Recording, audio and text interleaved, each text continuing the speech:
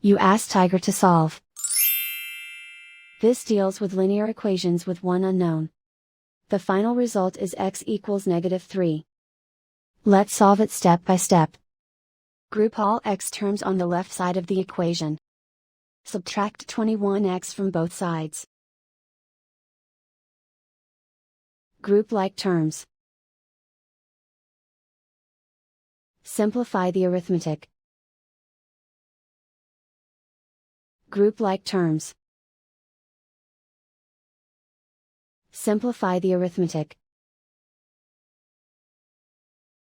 Group all constants on the right side of the equation.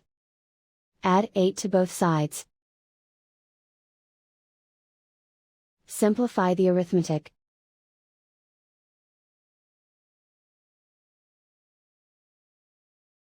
Isolate the x. Divide both sides by -8. Cancel out the negatives. Simplify the fraction. Move the negative sign from the denominator to the numerator. Find the greatest common factor of the numerator and denominator. Factor out and cancel the greatest common factor.